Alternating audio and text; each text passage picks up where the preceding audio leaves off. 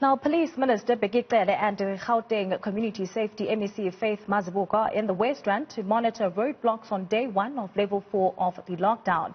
Thousands of people are returning to the province for work under the easing of the restrictions. Newzroom Afrika reporter Sipha Kema is in Leratong and joins us live now for more details on this story. A very good afternoon to you, Sipha. Thank you so much for your time and for joining us. We're now under level 4 of the COVID-19 lockdown regulations put in place, of course, by government. Certainly excitement on the streets from people who are really thinking and taking this as a means of getting out of their houses. Talk us through the reactions with regards to your side and what are people are saying about this.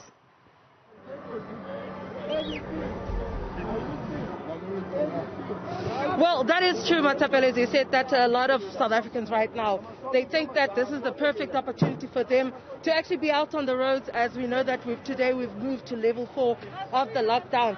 As you can see, there's so many cars that we're seeing right now at this roadblock. And right now, let's just speak to the minister and just find out from the minister himself, actually, talk about these roadblock operations that we're seeing here. Minister, of course, today is the first day of level 4, and we're seeing so many cars out on the roads today.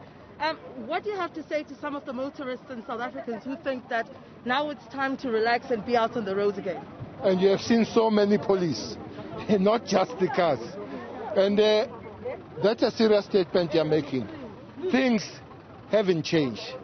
Behavior must be still there. You see, it makes your heart break. With the first block, we have arrested so many South Africans with alcohol. They are drinking in the cars, smoking in the cars, and all that. And they are packing their cars. There is no distance. The call is correct. That people are supposed to move. Social distance is there. They still have to wash their hands. They still have not to have alcohol, no cigarette. All things that they're not supposed to do, we're calling on them not to do. And do only things that are still essential. Go and buy shop and go home. Now, Minister, what are the consequences now for those who are not adhering to the regulations, of course? I mean, we know that, of course, joggers were allowed back on the streets today, but it seemed like, as an example, Cape Town, far more people were there. There was no form of social distancing. People were surfing. There was disregard, basically, for some of the bylaws. Well, that's a problem to say. South Africans, I don't know if they are taking this matter very serious. They should be. When you look at the figures of the people that are dead, it should be telling us that it hasn't come here, it doesn't mean it won't come. I saw this thing of running. I think we'll be making some form of recommendation to the National Command about it. Not just that. They were running club. I saw a cycling club, literally as a club. People were running in clubs, walking with their dogs, but they were even swimming, something that is specifically refused on the regulations to be done. But for the fact that we have arrested so many people that are drinking in the cars, it tells you that we'll have to work hard. And by the way, remember what the president said. If things are not going in a proper way, reversal is easy. We can go back to the... But for what we have seen, South Africans misbehaving, it looks like they are coaching this level 5 again. They must forget about level 3 going forward for what we have seen up to this point. Thank you so much, Minister. That's the Minister of Police there, Bheki Cele, of course, observing also and assisting with conducting some of the stops, the search and goes here at this roadblock.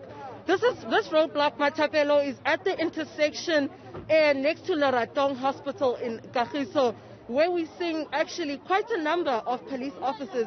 As the minister himself has said, we've seen a number of police officers, an increase actually of police visibility out on the streets, not just today, but even yesterday out on the roads. We noticed a number of roadblocks, more especially in the national roads that were there. Also an increase in SANDF officers. I mean, just at this roadblock alone, we've seen more SANDF at a roadblock than we usually do. So we can see that now the minister is going to ask for the taxi to stop. He wants to search this taxi and wants to conduct and see whether they are complying and in compliance inside as he opens. 1, 2, 3, 4, 5, 6, 7, 8, 9. Okay, complying here in terms of figures, all fine. Everybody's got a mask. That's a good one. Where are you coming from, guys? Emsebenzini. Nisebenzaphi? Nenzani. Pick and pay. Okay, ni right. Okay. Ama-permit aphi? Aphi. As you can hear, Matapelo, we have the MEC of Community Safety in Gauteng with the Minister of Police asking for permits. We know that essential workers themselves, they meant to have permits as well. So they want to search this vehicle, this taxi inside, and see that everyone here, they claiming to be essential workers, that they do have indeed their permits. This is the sort of also searching conduct they're going to have at inter-crossing borders, provincial borders, where those who are coming back to their work provinces are going to be asked to submit proof that they're coming to work, as well as the written permission that they've been given by their employers. They're going to be to check them whether they have all their permits. So you see, one here does not have a permit, and that's a serious consequence. I mean, we also heard, Matapelo, that some people were actually complaining, saying the long-distance taxi drivers in certain provinces are refusing for some passengers to get on without permits, because these taxi drivers, they understand that should one passenger not have a permit, that is a risk for them. That means that they will be asked to actually make a return. There he is here, of course, the minister as well, greeting some of the essential workers that are here, law enforcement agencies, of course, in assistance. As we said, that now they're deploying, of course, more officers, not just police officers, SNDS. You can see some of them are actually firefighters as well.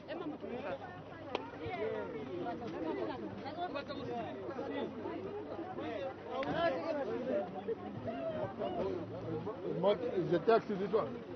All right, Sipha, thank you so much for covering those details for us. But before I actually let you go on this one, I'm just really concerned with regards to how the police ministry is actually going to make sure that they keep up with regards to having these measures in place, with regards to ensuring that people are really adhering to these regulations. It's really the first day of level 4.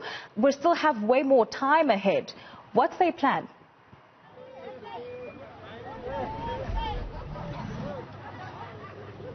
Well, the minister has not yet briefed us on the detailed plan as to how they're going to go about with these operations. But, Matapelo, we know that they've actually deployed a lot more officers out on the streets, as we know also as well that for the level 4, we've all heard that, of course, that the president as well issued, signed off a deployment of 73,000 officers, extra officers to be out on the road. So it seems the numbers of the officers and the numbers of the SNDF as well will be high up. And as I mentioned before, that it seems as though we've seen a lot more roadblocks on the national roads, freeways, as well as intersections that people were not thinking about, actually, as compared to last time.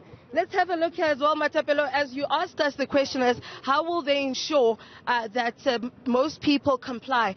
This is exactly what is expected of police officers, where they ensured that they search the vehicles, which we've seen in some of the roadblocks on the national roads. I mean, just a couple of weeks ago, we were at one of the roadblocks in Heidelberg, which was between, of course, on the route to KwaZulu-Natal, Gauteng to KwaZulu-Natal. And this is where we saw that police officers were searching the vehicles, asking for permits as well. And of course, searching because they're looking if people have liquor. As we know that during the lockdown, no liquor is allowed in your car, whether you're drinking it or not. That means that you are not in compliance, and therefore you will be fined or arrested.